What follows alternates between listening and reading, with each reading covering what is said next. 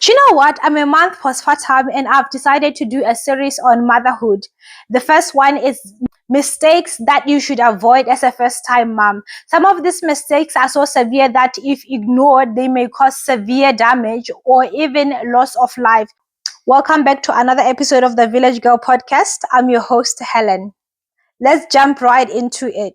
Mistake number one, having one type of birth plan. I remember the first time I gave birth to our firstborn, my plan was to have a vaginal birth, right? As all the women in my family did, was like, you know what? I'm also going to have a vaginal birth.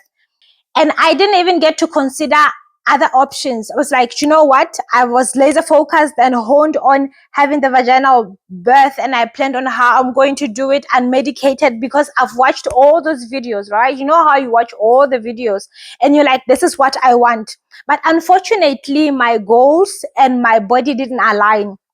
When it came for the time for me to give birth, the vaginal plan didn't go accordingly because first of all, my baby was breech. And then when I started dilating, I dilated to a certain degree. And then I was there for the next 14 hours.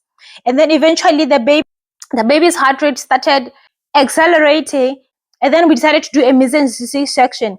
When you hear the word emergency, you are now going into like a flight mode, like, oh my God, something is wrong. Already you are telling yourself that something is wrong.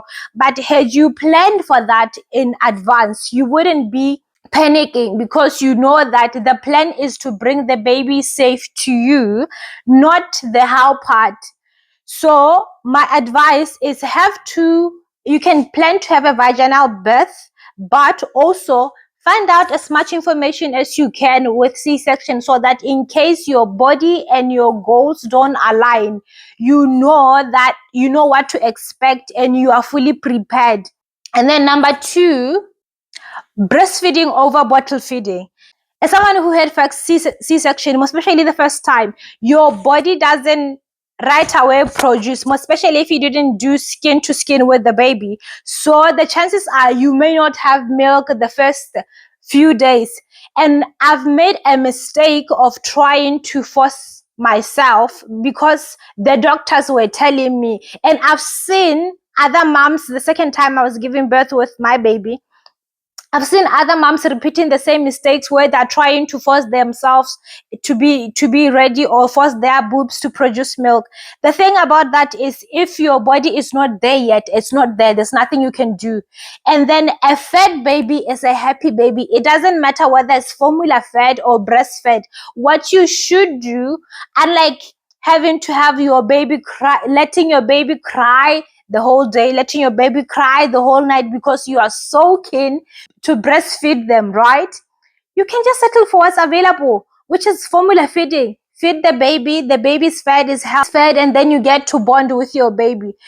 The first few days, to be honest, you should be focused on just bonding with your baby, not worrying about milk coming or colostrum or whatever your doctor's telling you, because to be honest, as much as they want to help you, you can't force nature. You can't force your boobs to produce milk. It's impossible. So be that person who is ready but open-minded to be flexible enough to consider other options. And then the third mistake is not having a support.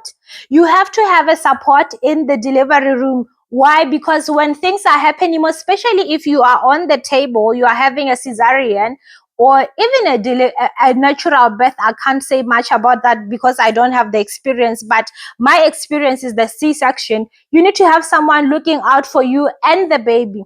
When you're lying on the table, you can only see so much, and having someone over looking after you and your baby, they will ensure that everything goes smoothly. And also, if in case you have to make immediate decision, they can help you make decisions that are good for you, because at the time when you are highly medicated, you can't think properly. You need someone to help you see things clear, with a clear mindset, someone who's not panicking, someone who's not biased. And then the last mistake is having people making decisions for you. The first moment you realize you are pregnant, you are officially a parent, act the part.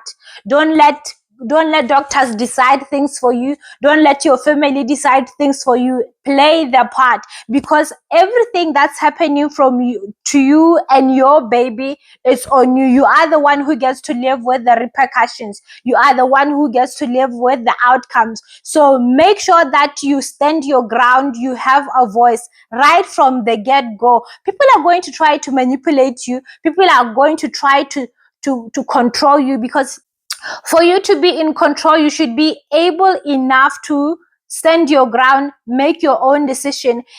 It's okay to let other people advise you, but at the end of the day, you make your own decisions. So try to play the parent part immediately the moment you realize you're pregnant.